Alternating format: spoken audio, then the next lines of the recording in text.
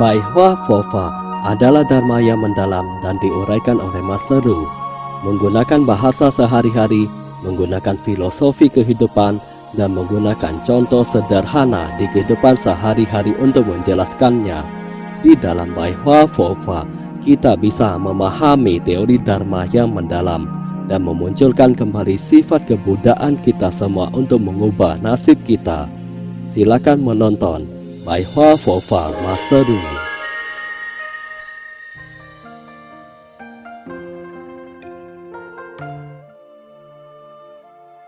百话佛法光播讲座Episode 8 Menjalankan 10 kebaikan bisa mendapatkan pembebasan.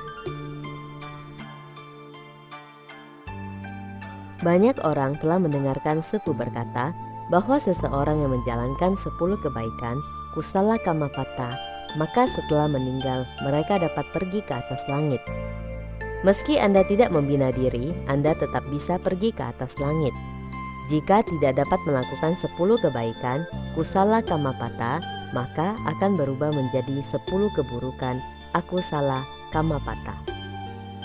Hari ini saya akan memberitahu kalian tentang 10 kebaikan. Tidak membunuh, tidak mencuri, tidak berzina, tidak berdusta, tidak memfitnah, tidak berbohong, tidak bicara omong kosong, tidak serakah, tidak membenci, tidak bodoh. Inilah yang disebut sebagai 10 jalan kebaikan. Tidak membunuh itu berarti Anda telah memiliki sifat welas asih. Apa arti kalimat ini? Selama Anda tidak ingin membunuh, artinya Anda sudah memiliki welas asih. Jika Anda melihat seekor semut di rumah hari ini, meski Anda membiarkan semut itu hidup, tapi di dalam hati Anda berpikir, saya ingin membunuh semut itu. Kondisi pertama, Anda memiliki pikiran ingin membunuh semut itu. Kondisi lainnya, Anda tidak sengaja membunuh semut itu. Membaca 1 kali Wang Seng Cho mungkin bisa menghapus ketidaksengajaan ini. Tapi jika Anda berpikir, saya harus membunuhnya. Jika Anda memiliki niat seperti ini, artinya Anda tidak memiliki sifat welas asih. Mengerti? Jadi, jika seseorang tidak membunuh dan mencelakakan orang lain, maka ia memiliki sifat kesetaraan hati seorang Buddha dan memiliki welas asih untuk menyelamatkan semua makhluk. Siapapun yang memiliki jodoh Buddha, dia tidak boleh memiliki pikiran ingin membunuh dan melakukan pembunuhan. Dalam kebudayaan kuno Tiongkok, ada seorang bijaksanawan bernama Mencius. Ajaran Konfusius dan ajaran Mencius. Mencius berkata, seseorang yang mendengarkan jeritan kesakitan, maka dia tidak akan tega memakan dagingnya. Jika Anda mendengar jeritan kesakitan babi yang akan dibunuh dan jeritan ayam saat mau disembelih, apakah Anda masih tega memakan dagingnya? Apapun yang Anda lakukan, sangatlah penting untuk tidak membunuh, karena dengan tidak membunuh, maka Anda telah mengembangkan sifat welas asih Anda. Kedua, seseorang yang tidak mencuri, artinya ia sangat bisa dipercaya dan memiliki pengendalian diri. Jika Anda tidak mencuri barang orang lain, artinya Anda adalah orang yang dapat dipercaya, bukan? Artinya, Anda tidak memiliki keinginan untuk mendapatkan keuntungan. Artinya, Anda memiliki pengendalian diri, kan? Seseorang yang mencuri sesuatu, itu artinya dia telah mengambil sesuatu yang bukan merupakan hak miliknya sendiri. Mengambil apa yang tidak seharusnya Anda dapatkan, maka Anda akan terkena malapetaka. Mencuri akan mendatangkan malapetaka. Tidak memiliki keadilan artinya Anda tidak memiliki rasa keadilan. Ada sebuah pepatah yang semua orang tahu. Seseorang yang sulit dipercaya oleh orang lain, hidupnya tidak akan bahagia. Jika Anda tidak dipercayai oleh orang lain, maka Anda tidak akan bahagia. Tidak berzina, tapi berbudi luhur dan bertata krama. Jika Anda sering berzina, maka orang lain akan memaki Anda telah berbuat asusila. Lama-kelamaan, Anda tidak akan pernah puas dengan keluarga Anda sendiri, hingga membuat Anda tidak akan bisa hidup rukun dengan kerabat Anda. Keempat, berbicara ramah tanpa bersikap kasar. Seseorang yang tidak memaki orang lain, maka perkataan dan ucapan yang Anda katakan adalah kebaikan. Artinya bersikap ramah dan baik terhadap orang lain. Coba perhatikan orang yang sering memaki orang lain. Apakah perkataannya enak didengar? Apa yang dimaksud dengan mulut jahat? Artinya ia sedang menyumpahi orang lain. Dulu disebut dengan mengutuk orang lain. Perkataan kasar. Dia malah memarahi orang yang paling dia sayangi. Kita paling mencintai orang tua kita sendiri, papa dan mama. Saya beritahu kalian, Anda memaki leluhur orang lain. Parita Buddhis menjelaskan bahwa seseorang yang sering berbicara kasar, maka ia akan terlahir di alam binatang. Berbicaralah dengan baik dan ramah, memupuk kebajikan hingga menjadi karma baik. Lalu, hormatilah orang lain, maka orang lain juga akan menghormati Anda. Yang kelima, tidak memfitnah. Tidak memfitnah dan tidak memperdebatkan antara benar dan salah. Apa itu memfitnah? Mengatakan sesuatu yang tidak benar. Jadi, seorang provokator akan menimbulkan suatu dilema antara benar dan salah. Jangan menghasut dan menimbulkan dilema tersebut. Seseorang yang tidak memfitnah memiliki sebuah julukan. Pada zaman dulu sampai sekarang, dia telah melatih kesopanan dalam berbicara. Karena jika Anda memfitnah, maka orang lain akan merasa difitnah tanpa ada alasannya. Khawatir membedakan mana yang benar dan salah.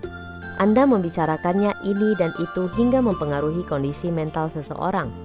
Bahkan ada beberapa orang yang hingga menggunakan kekerasan untuk menyakiti orang. Pemfitnah malah masih berpikir bahwa saya sangat jujur. Saya selalu mengatakan apa yang memang seharusnya saya katakan. Jangan pernah mengira bahwa kamu berbicara ini kepada kedua belah pihak untuk mengakurkan mereka berdua. Tapi sebenarnya Anda telah menimbulkan perdebatan benar dan salah. Mengapa disebut perdebatan benar dan salah? Mulut dan lidah adalah organ yang paling mudah untuk menimbulkan dilema antara benar dan salah. Keenam, tidak berbohong tetapi jujur dan tidak menipu. Jika Anda tidak berbohong, bukankah orang lain akan berpikir bahwa Anda adalah seseorang yang jujur? Pikirkanlah, Anda menggunakan kata-kata untuk menipu orang lain. Benar dikatakan salah. Ini jelas-jelas benar, tetapi Anda malah mengatakan salah. Inilah yang disebut sebagai berbohong. Tidak berbohong adalah berbicara jujur dan tidak menipu orang lain. Inilah yang disebut sebagai kejujuran. Pikirkanlah, jika Anda mengatakan yang sebenarnya kepada orang lain, artinya Anda memiliki kualitas manusia yang tinggi.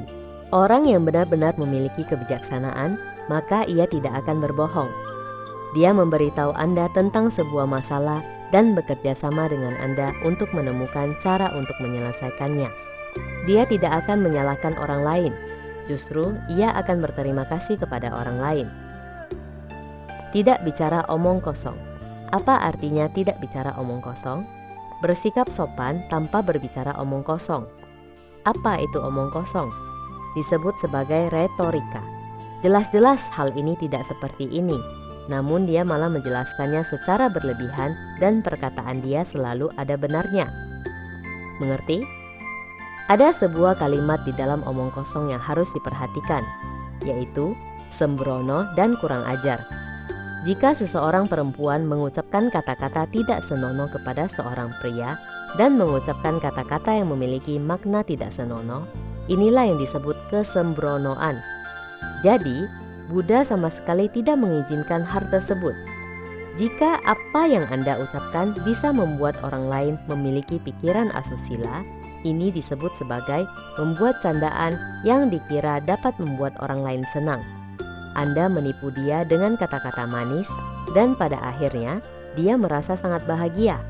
Inilah yang disebut sebagai omong kosong. Seseorang yang sering berbicara omong kosong, maka ia akan masuk ke alam buruk. Setelah ia meninggal, maka dia akan masuk ke alam menyedihkan. Dia akan selalu dihina dan dipandang rendah oleh orang lain dan tidak disukai orang lain. Seseorang yang tidak berbicara omong kosong dan menjaga pikiran tetap benar, hingga membuat perkataan menjadi lancar. Seseorang dengan hati yang benar akan berbicara dengan sangat lancar, beradab, bermartabat, dan dihormati oleh orang lain. Selanjutnya, jangan serakah dan perbanyak berdana. Seseorang yang tidak serakah, maka ia pasti akan berdana.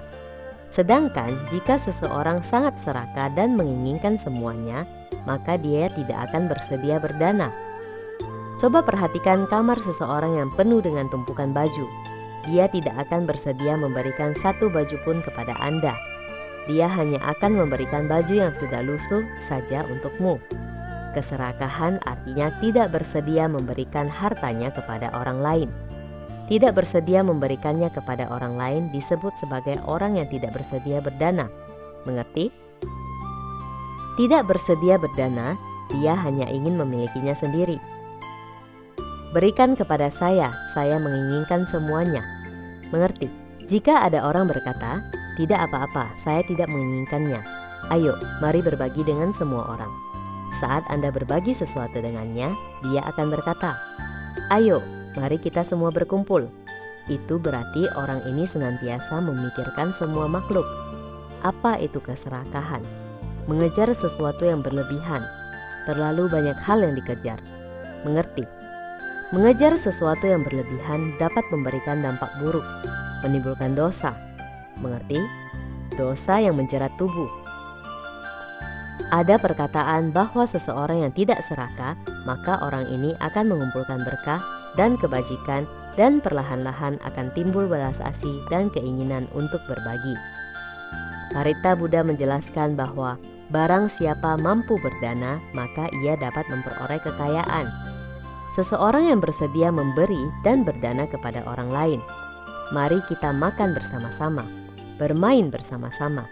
Silakan ambil. Saya juga akan mengambil sebagian. Orang-orang seperti ini akan memperoleh kekayaan. Coba perhatikan sikap seorang anak kecil. Ini milik saya, ini milik saya. Buddha pernah berkata bahwa semakin serakah berarti karmanya semakin menumpuk. Mereka yang serakah akan memiliki banyak karma. Jika Anda tidak serakah, maka Anda akan memiliki sedikit karma. Jika Anda tidak serakah, maka karma Anda akan jauh lebih sedikit. Pikirkanlah, jika Anda serakah, semakin banyak keserakahan Anda, maka karma Anda akan semakin banyak. Sedangkan, semakin sedikit keserakahan Anda, maka karma Anda akan semakin sedikit. Benar kan? Buddha melanjutkan kalimatnya. Ada banyak jenis penderitaan. Ada 10.000 hal yang membuat seseorang menderita di dunia. Ketidakserakahan akan mencegah munculnya penderitaan. Jika Anda tidak serakah, maka tidak ada penderitaan yang muncul. Pikirkanlah masalah kalian selama ini. Masalah apa yang tidak berkaitan dengan keserakahan? Kehidupan manusia semakin menderita karena dia serakah. Bukankah keserakahan dapat menyebabkan seseorang melanggar aturan dan hukum? Manusia tidak boleh serakah. Welas asih dan berdana adalah perbuatan untuk melawan keserakahan. Melawan artinya mencegah terjadinya keserakahan. Anda tidak serakah. Selama Anda berdana dengan tulus, maka keserakahan Anda secara bertahap akan hilang. Berikutnya, tidak membenci tetapi berbuat baik dan sabar untuk mengumpulkan berkah. Jika seseorang tidak membenci orang lain, maka semuanya akan berjalan dengan lancar.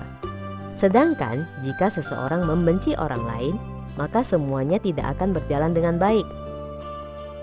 Saat Anda tidak bahagia dan sesuatu tidak berjalan dengan lancar, Anda akan menyimpan kebencian di dalam diri Anda. Selanjutnya, membuat Anda menjadi marah. Kalian tahu betapa jeleknya wajah seseorang ketika ia sedang marah? Tidak peduli seberapa rupawannya pria atau wanita tersebut.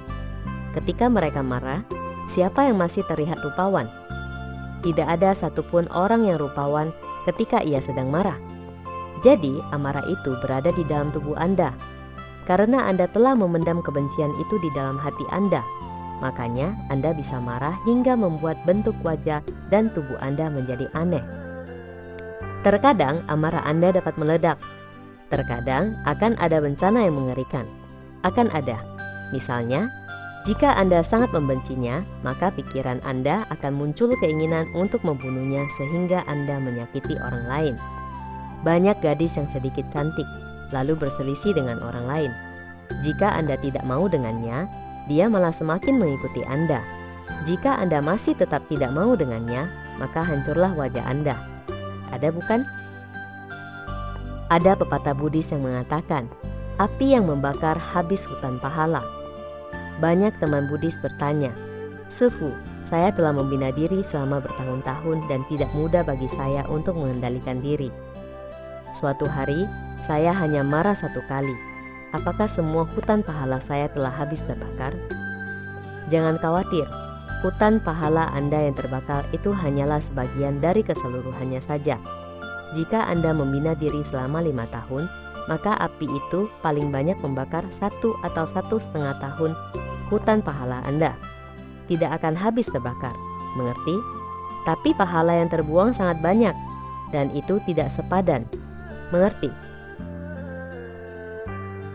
Kebencian dapat menyebabkan kesialan.